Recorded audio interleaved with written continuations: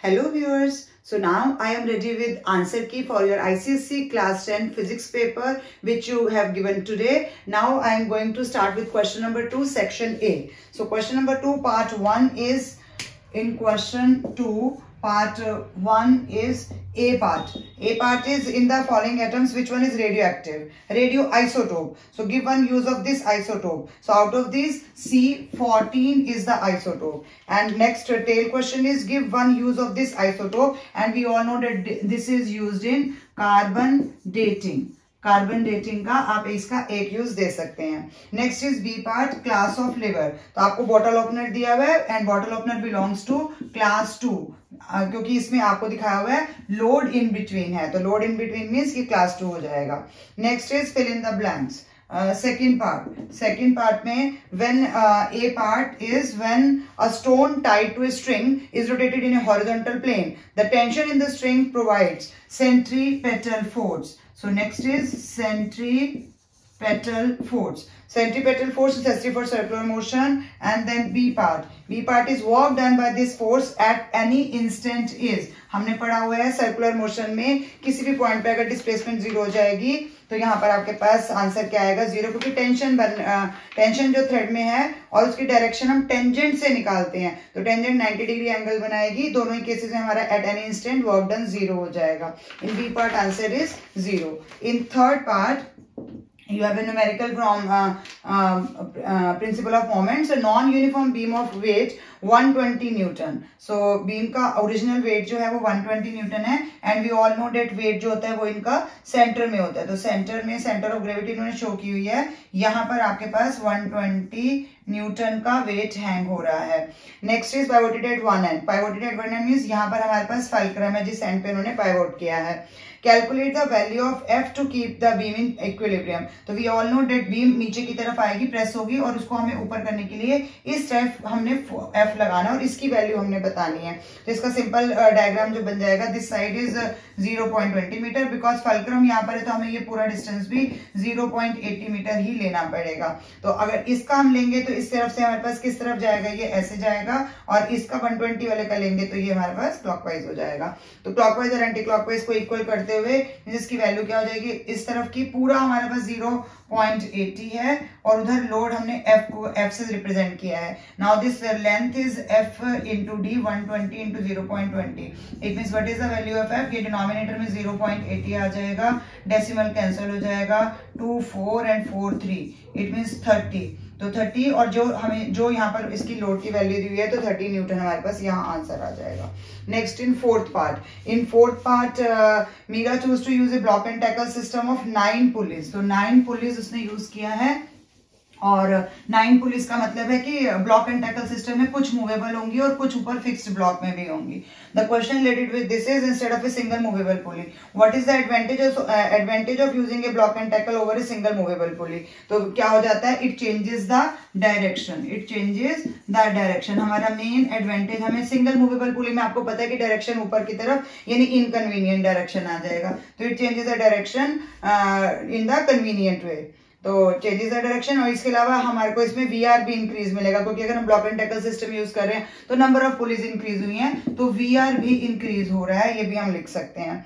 In next part, why should she connect more number of police in the upper fixed block. Upper block में ज्यादा है, नीचे कम क्यों है. फिर यहाँ पर ये आ जाएगा, इसका सेकेंड पार्ट हो जाएगा. ये आपको ए और बी दो पार्ट्स में दिया गया है, ए है, ये बी पार्ट आ जाएगा. B part is why should she connect more number of pulleys so as to apply effort in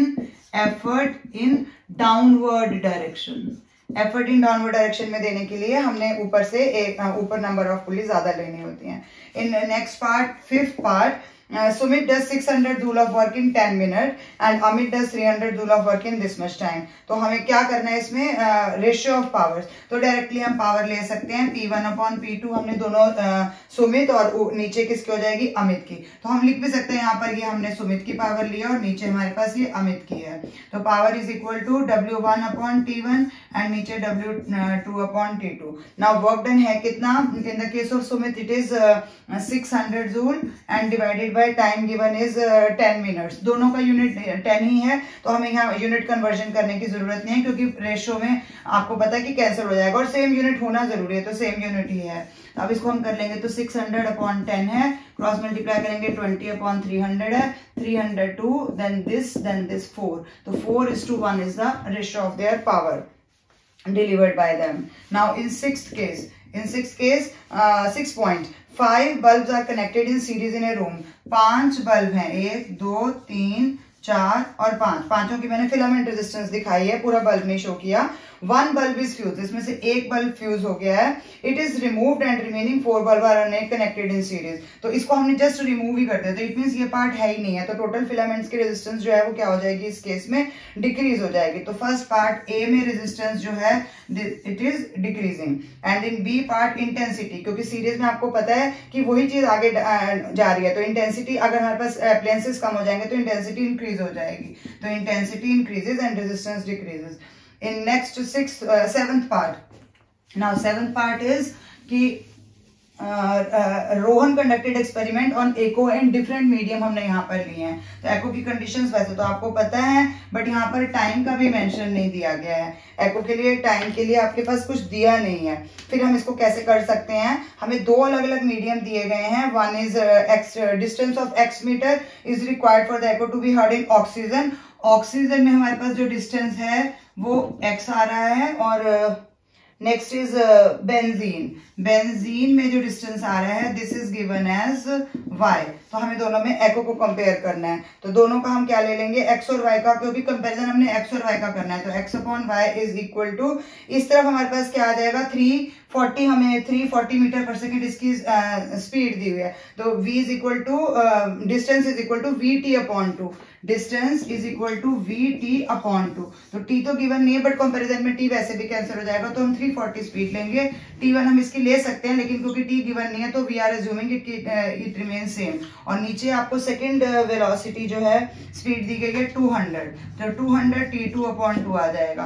तो t1 और t2 को हमें क्योंकि उन्होंने बोला है कि इसी के अंदर छोड़ना है, तो हम t1 और t2 को दोनों को t अज्यूम कर लेंगे कि इक्वल टाइम है। अब बाकी का रेशियो क्या आ जाएगा? 2 गेट कैंसल्ड, तो 340 and divided bye 200, it means 17/1। तो 17 is to 1 is 10, 17 is to 10 का आपके पास यहाँ पर रेशियो आ जाएगा, 17 into 10। So this is our question number 2. Now coming to question number 3. Question number 3 में 2 marker question is in a reading glass. तो first question is reading glass.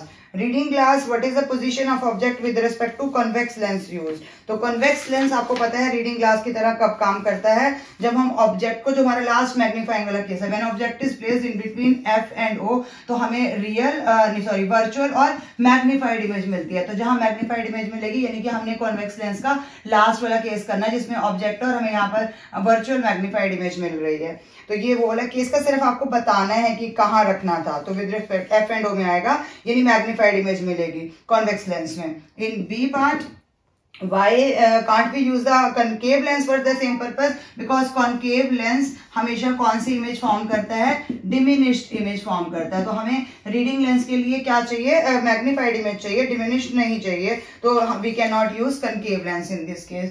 In second part, a fuse is rated 5 ampere, 5 ampere की rating है fuse पे। Can it be use with geyser rated इतना? तो हमें पता है P is equal to VI है, यहाँ से हम सेफ लिमिट ऑफ करंट निकाल सकते हैं P/V। गैजेट का पावर आपको 1540 is given and V is 220, so 220 1114 112 into 7 ampere. तो 7 एम्पियर का करंट रेटिंग चाहिए इस एप्लायंस को, लेकिन 5 एम्पियर का फ्यूज हमारे पास है, तो no we can not use in the circuit. Now in third part, state 2 factors affecting the speed of rotation of coil in a DC motor. तो ये तो आप सबको पता ही है। इसमें हम स्ट्रेंथ ऑफ करंट को इंक्रीज कर सकते हैं, स्ट्रेंथ ऑफ मैग्नेटिक फील्ड को इंक्रीज कर सकते हैं, नंबर ऑफ टर्न्स को इंक्रीज कर सकते हैं, and area of cross section of coil भी हम इंक्रीज कर सकते हैं। तो कोई भी 2 factors you can choose here from the topic DC motor. Now coming to fourth part, how much heat is required to convert 500 gram of ice at 0 degree Celsius to water at 0 degree Celsius, means हमें ice से convert होके water पे आना है, तो सिर्फ हमें latent heat वाला पोर्शन यूज करना है अपने ग्राफ के लिए। तो लेटेंट हीट के लिए आपको क्वांटिटी रिक्वायर्ड पता ही है, एब्जॉर्ब कितनी कर लेगा, heat energy required is Q is equal to M into L। M का वैल्यू आपको क्वेश्चन में गिवन है 500 ग्राम, ग्राम में गिवन है, और L की वैल्यू भी ग्राम में गिवन है, तो हमें यहाँ पर अभी कन्वर्जन भी नहीं करना। 330 जूल पर ग्राम है, तो इट मीन्स 33 1 2 3 15 6 165,000 आ जाएगा। और क्योंकि हमने ये क्या निकाली है, हीट एनर्जी है, तो इट मीन्स ये जूल में होगी, और ideally we should write it as this much kilo joule. Now next is fifth, आपको कॉपी करना है। ये मैंने आपको कहा था फ्यूजन फिजन में ये रिएक्शंस आपको 1-2 लर्न करके रखे होंगी, तो आपका यहाँ पर मास इजीली कैलकुलेट हो गया होगा, बट अदरवाइज आपको नहीं भी कैलकुलेट हुआ होगा तो आप उसको माइनस करके निकाल भी सकते हैं, क्योंकि हमने स्लो न्यूट्रॉन से जब बम्बार्डमेंट करवाए हैं, हमारे पास यूरेनियम का कौन सा न्यूक्लियस बन जाता है, दिस इज 92 236 बन जाता है। ये लिखने के लिए नहीं, हमारे कैलकुलेशन के लिए इजी कर देगा। तो इसके बाद यहाँ से बेरियम और क्रिप्टॉन का जब न्यूक्लियस स्प्लिट होके बना फिजन के बाद, तो इसका एटॉमिक नंबर इज 56, तो मास नंबर कितना है इसमें 141 आ जाएगा। और क्रिप्टॉन के केस में हमारे को गिवन है मास नंबर विच इज 92, तो अगर आप सब्ट्रैक्ट करेंगे तो यहीं से 56 में से आपके पास 36 आ जाएगा, तो 36 आ गया, और साथ में 3 न्यूट्रॉन आने हैं और एनर्जी भी एमिट होनी है। तो ये आपकी कंप्लीट रिएक्शन हो जाएगी। 2 मार्क्स में गिवन है, इट मीन्स एक आपको बेरियम का मास नंबर लिखने का और क्रिप्टॉन का एटॉमिक नंबर लिखने का मार्क इसमें सेपरेट मिल जाएगा। With this our section A is over, because section be carry 6 question, so I am covering 2 questions in this video from section B also, so that उधर हमारे पास 4 questions बच जाएंगे फिर। Now coming to section B, 2 questions in this video and remaining in the next video. So question number 4, starting with question number 4, part 1. From lens formula, the image of candle flame placed at a distance of 36 cm from a spherical lens. So it means U is given as 36 है, तो minus का 36 cm in front of the lens हो जाएगा। Is formed on a screen. So when image is formed on a screen, it means it is a real image. So this is the case of a convex lens. So U is equal to plus का लेंगे हम, image is formed as 72 cm from the lens. Calculate the focal length f हमने calculate करना है, but हमें ये identify हो गया कि ये कॉन्वेक्स लेंस है, क्योंकि इमेज स्क्रीन पे फॉर्म हो रही है। इट मीन्स हमें इस केस में रियल और इन्वर्टेड इमेज मिलने वाली है। तो रियल और इन्वर्टेड इमेज का केस हम कर रहे हैं इस क्वेश्चन में। तो आप अपने आंसर को वेरीफाई करने के लिए थोड़ा सा कंडीशंस को सोच लेंगे। तो 1/b minus 1/u is equal to 1/f है। 1/b is 72 minus 1/u is minus 36 is equal to LCM is 72, then 1 plus minus minus get plus 36 2 हो गया, 3/72, it means 1/24। So focal 1/f is this much. So what is the value of focal length? It is 24. And for convex lens it is positive, और हमारा positive ही आ रहा है. It means 24 centimeter is focal length of this lens.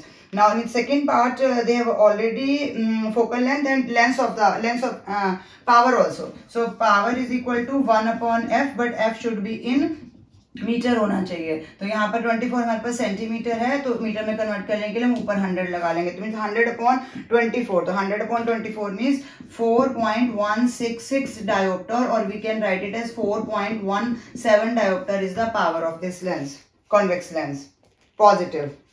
Now next question, second part, आपके पास पूरा electromagnetic spectrum दिया हुआ है, एक्सरे है, यूवी रेज है, विजिबल रेज है, इंफ्रारेड है, कौन सा मिसिंग है इसमें, कौन सा कलर मिसिंग है स्पेक्ट्रम के लिए। तो यहाँ पर जो मिसिंग पार्ट है वो माइक्रोवेव है, तो हम इस डैश के लिए क्या लिख देंगे, यहाँ microwave. So radiation A is microwaves.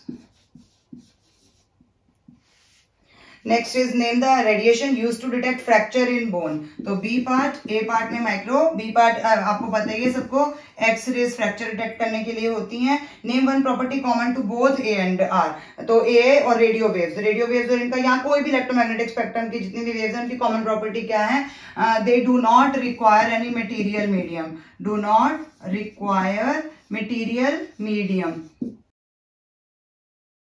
And next is, दो भी आप कॉमन कैरेक्टरिस्टिक्स उन्होंने वैसे आपसे एक ही पूछी है, इनमें से कोई भी सेम स्पीड वाली भी आप कवर कर सकते हो। They all have same speed 3 × 10⁻⁸ metre per second, ये भी आप मेंशन कर सकते हैं। Coming to third part of this fourth question, why do we use red colour as danger signal on the top of a skyscraper? Red colour को use करने का मतलब क्या होता है? Red has longest wavelength, wavelength जो है वो इसकी सबसे ज्यादा लॉन्गेस्ट आ जाती है। तो रेड के केस में लॉन्गेस्ट वेवलेंथ का मतलब ही क्या है? इट मीन स्कैटरिंग जो हो जाएगी वो लीस्ट हो जाएगी। तो scattering, longest wavelength scattered least, even it can travel in vacuum and penetrate to a longer distance। ये पॉइंट्स भी आप साथ में मेंशन कर सकते हैं, बट मेन आंसर आपका इतना रहेगा। Now next is question from your light chapter. Now हम वैसे पूरे लाइट के क्वेश्चंस इसके अंदर कवर कर रहे हैं। आपको पता है ये पैटर्न के हिसाब से सेक्शन बी के पहले क्वेश्चंस लाइट के ही हैं।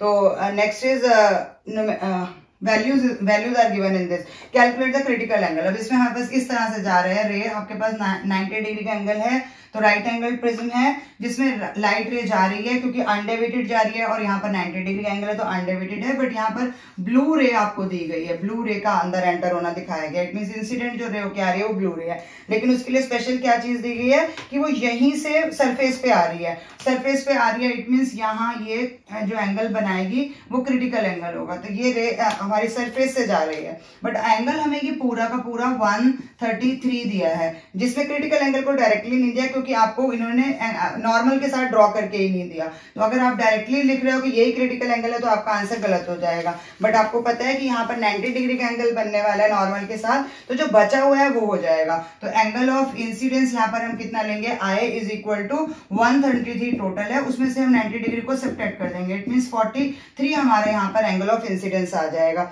Now coming to the question, calculate the critical angle of the material of the prism. आपको पता है कि इसी एंगल ऑफ इंसिडेंस पे ये रे सरफेस पे आ रही है। इट मीन्स यही हमारा क्रिटिकल एंगल, जिसको हम IC से लिखेंगे तो IC हमारा 43 डिग्री ही रह जाएगा। Next is what is the measure of angle of the prism. तो जो एंगल हमारा यहाँ ये नॉर्मल के साथ यहाँ बन रहा होता है वो एंगल वही होता है जो यहाँ एंगल ऑफ प्रिज्म पे बन रहा होता है। तो आई थिंक इसमें एंगल ऑफ प्रिज्म भी आपके पास 43, यानी कि बी पार्ट में सेकंड पार्ट में भी आंसर आपके पास 43 ही आएगा। Next is third part, which colour should replace the blue ray for the ray to undergo total। हम चाहते हैं कि इसमें TIR हो जाए, तो TIR होने के लिए हमें क्या करना होता है? TIR किस पे डिपेंड कर रही है? अब क्रिटिकल एंगल की बात कर रहे हैं तो क्रिटिकल एंगल वेवलेंथ के साथ डायरेक्टली प्रोपोर्शनल होता है। तो ब्लू कलर पे क्रिटिकल एंगल तक तो फॉर्म हो गया। अब अगर हम फर्दर इसके एंगल को बढ़ा देंगे तो एंगल ऑफ इंसिडेंस को बढ़ाएंगे तो वेवलेंथ यानी हमें बढ़ी हुई चाहिए, तो वेवलेंथ इंक्रीज हमारे को किस किस में मिल सकती है? तो अगर हम विबग्योर में कंपेयर करेंगे VIBGYOR, so critical angle increases with wavelength. It means blue से आगे वाला GYOR इन सबका क्रिटिकल एंगल इंक्रीज हो जाएगा क्योंकि इनकी वेवलेंथ इंक्रीज हो जाएगी। बट हमें सेम क्रिटिकल एंगल पे चाहिए कि TIR हो जाए, तो सेम क्रिटिकल एंगल पे इट मींस हमें पीछे आना पड़ेगा। इट मींस वॉयलेट या इंडिगो में से कोई सा भी कलर हमारी TIR इसी एंगल पे करवा देगा। तो हमारा आंसर होना चाहिए या तो वॉयलेट कलर या फिर इंडिगो कलर। इसके अंदर हम ये आंसर में दे सकते हैं क्योंकि हमारा एंगल उसके साथ तो इंक्रीज हो जाएगा, तो और इंक्रीज होने से हमारे पास वो पीछे चला जाएगा। इट मींस वो उतने पे नहीं बना पाएगा। Now coming to question number 5, our part 1 is refractive index of glass with respect to water is 9/8. So refractive index of glass with respect to water is 9/8. It is given in the question. Find the refractive index of water with respect to glass. So water with respect to glass is reciprocal of this much. It means 8/9. उस दिन मैंने crash course में जब आपके साथ class start की थी मैंने पहले ही क्वेश्चन यही डिस्कस किया था। तो रिफ्रैक्टिव इंडेक्स रेसिप्रोकल लेना है, तो it is 8/9. Now next is name the principle used to find the value. तो B पार्ट में आप इसी का ही प्रिंसिपल बोलेंगे, and this principle is principle of reversibility of light, जिसमें हम देखते हैं कि लाइट अपने रिवर्स पाथ को ही दोबारा ट्रेस करती है while going back in the same medium. तो principle of reversibility of light आप पूरा मेंशन करेंगे इसमें प्रिंसिपल का नाम। Next is if we change the temperature of water then will the ratio 9/8 remains the same, right? Yes और no. तो अब हम टेम्परेचर चेंज करें, we all know that mu is inversely proportional to temperature. तो अगर मैं temperature को change करूंगी या इंक्रीज करूंगी या डिक्रीज करूंगी तो म्यू अपने आप कम हो या ज्यादा हो जाएगा। तो हमें सिर्फ इसने इंक्रीज या डिक्रीज नहीं बोलना, यस या नो बोलना है। तो टेम्परेचर के इंक्रीज से म्यू डिक्रीज होगा ये लिखने की जरूरत चाहे हमें नहीं है, बट हमें यस या नो में कहना है, तो हमारा आंसर इस केस में क्या हो जाएगा? यस हो जाएगा कि करेगा। Next is second again from light travels a distance of 10x units in time t1. तो distance कितना कवर हुआ है? 10x और टाइम यहाँ पर है हमारे पास t1। और ये किसका सिनेरियो पढ़ रहे हैं हम, ये हमारा है वैक्यूम के केस में, हमें क्वेश्चन में गिवन है this is the vacuum and it travels A distance of x unit का डिस्टेंस कवर कर रहा है, distance is x units in time t2।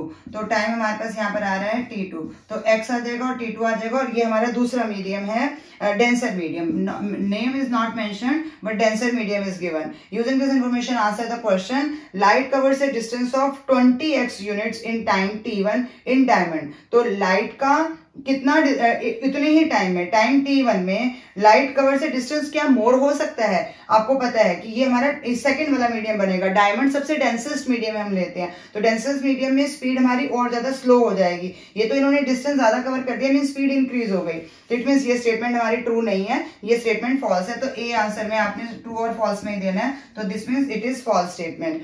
Now next is calculate the refractive index. Now refractive index हमारा B part है। Refractive index हम speed के हिसाब से लेते हैं, जिसमें स्पीड हमारे पास ऊपर किसकी आएगी, speed of light in vacuum. तो v इन वैक्यूम का हम ऊपर लेंगे, डिवाइड बाय v जो भी सेकंड मीडियम है वो हमारे पास डिनोमिनेटर में आ जाएगा। Now speed is equal to distance upon time. तो डिस्टेंस कितना ट्रेवल किया है डिवाइडेड बाय टाइम 1 है, और फिर डिस्टेंस कितना ट्रेवल किया है डिवाइडेड बाय 2 है। तो डिस्टेंस फर्स्ट केस में हमारे पास 10 है, 10x लिया इन्होंने, 10x है और डिवाइडेड बाय टाइम 1 है, नेक्स्ट x है और डिवाइडेड बाय टाइम 2 है।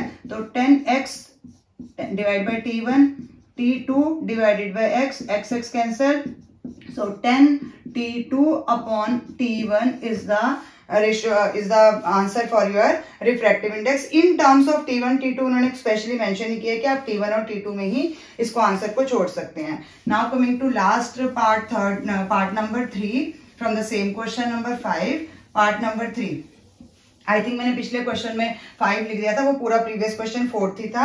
अब इसमें हम 5th के लिए थर्ड पार्ट कर रहे हैं। थर्ड पार्ट में डायग्राम ऑलरेडी गिवन है, मिनिमम डेविएशन की पोजीशन दिखाई गई है।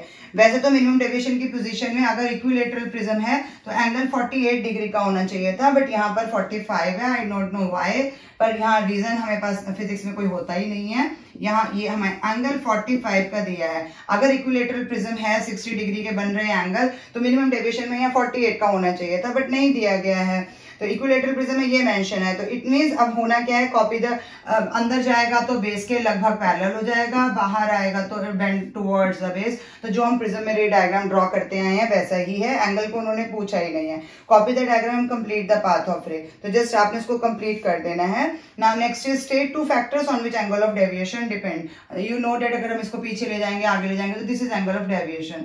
सो in B part angle of deviation it depends on किन किन दो फैक्टर्स पे यहाँ पर डिपेंड कर रही है। एंगल ऑफ प्रिज्म आप ले सकते हैं, डायरेक्टली प्रोपोर्शनल है। सेकंड इज रिफ्रैक्टिव इंडेक्स भी आप ले सकते हैं, डायरेक्टली प्रोपोर्शनल, बाकी इनवर्सली प्रोपोर्शनल हो जाएंगे। कोई भी 2 factors which you know you can write here. So this is the 4 marker question. तो अगर आपने देखा होगा तो स्पेसिमेन पेपर का पूरा का पूरा वही पैटर्न फॉलो हुआ है जो आप लोग मुझे क्वेश्चन करते थे कि मैम आप कह रहे हैं इतने मार्क्स का लाइट नहीं आएगा। Now you can see in the question paper light आपको पूरे सेक्शन बी में पहले 2 क्वेश्चन सेम स्पेसिमेन पेपर के जैसे यहाँ पर आए हैं। सो अभी आपका पेपर कितने आंसर्स ठीक हुए हैं, आई होप बहुत अच्छा हुआ होगा। कुछ स्टूडेंट्स ने मुझे पहले वाले रिव्यू में लिखा है कि हमारे बहुत अच्छे आंसर्स गए हैं। Still I am trying to cover question number 1। अगर आपने पहला लाइव सेशन नहीं देखा है तो क्विकली रिकैप।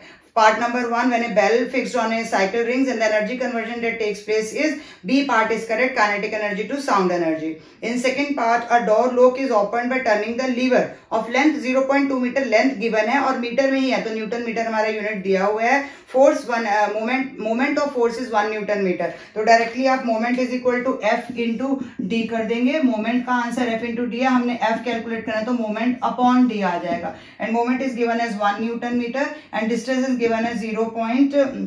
तो आपको पता है 10/2 मीन्स यहाँ पर 5 आपके पास आंसर आ जाएगा न्यूटन में। 5 newton is your option number A which is correct in second part. In third part, force F moves a load from A to C for the calculation of the work done which of these length would you use as a displacement. तो यहाँ पर आपका normal concept displacement is the shortest distance जो हम लेते हैं, तो it means 5 metre, यानी कि सी पार्ट इसमें करेक्ट होना चाहिए। In fourth part, radioactive nucleus containing 128 nucleons, nucleons mean sum of neutron and proton, emits a beta particle. After beta emission, the number of nucleons present in the nucleus will be, we all know कि जब beta emit होगा तो proton number increase by 1, लेकिन proton number increase होगा लेकिन फिर neutron कम हो जाएगा, तो टोटल सम ऑफ न्यूक्लियॉन्स जो है वो सेम रहेगा। तो option number A means 128 is the correct one. Now in fifth part, assertion ultraviolet radiations are scattered more as compared to microwave radiations. This statement is correct क्योंकि उनकी scattering ज्यादा होनी चाहिए। Reason is wavelength of ultraviolet radiation is more, so this is wrong. Wavelength is less than the wavelength of microwave radiation. So our B option is correct. A is true but R is false क्योंकि wavelength ultraviolet की कम होती है. This we all know. In sixth part, when the stem of a vibrating tuning fork is pressed on a table, the tabletop starts vibrating. Vibration होगा, बस सिर्फ बोले starts vibrating, ये नहीं बोला कि increased amplitude है या कुछ है. These vibrations are definitely an example of, तो C1 forced vibration, an example of forced vibration. हाँ अगर special case होगा तो हम resonance ले सकते थे, but अभी C option is correct here. In seventh part, which of the following is a class 3 lever? Pair of scissor 1 है, wheelbarrow 2 है, crowbar 1 है, human forearm हमारा 3 है, तो option number D is correct. In 8, the specific resistance of a conductor depend on its length पे नहीं करती, area of cross section पे नहीं करती, radius पे नहीं करती. It means B material is the correct one.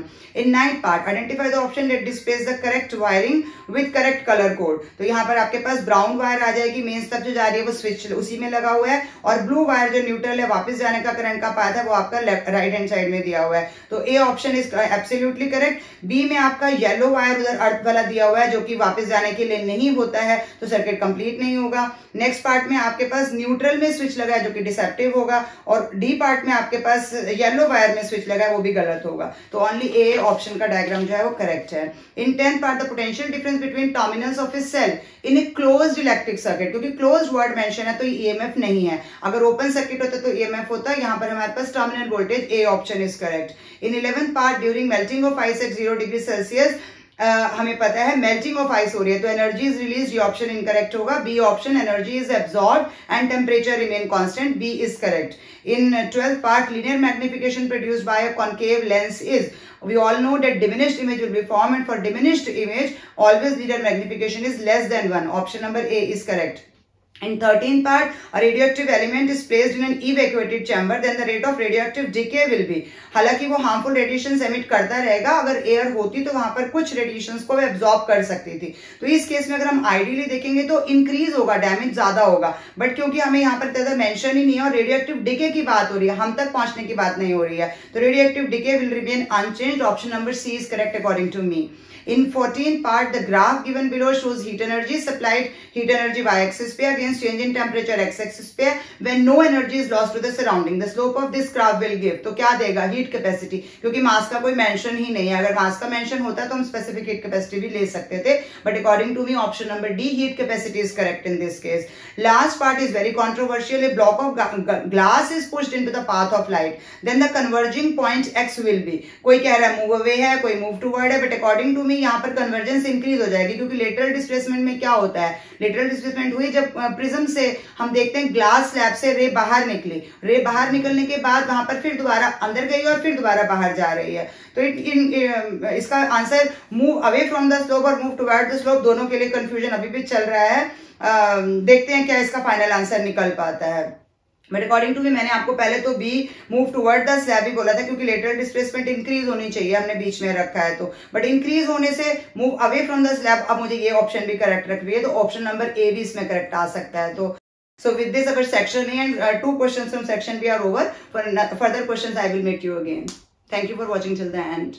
Keep watching, sharing, subscribe to my channel. Crash course ले रही हूँ, मैथ्स का भी, केमिस्ट्री का भी. Any of you अगर interested हैं तो you can tell me. I have given the phone number. You can contact with me. Thank you.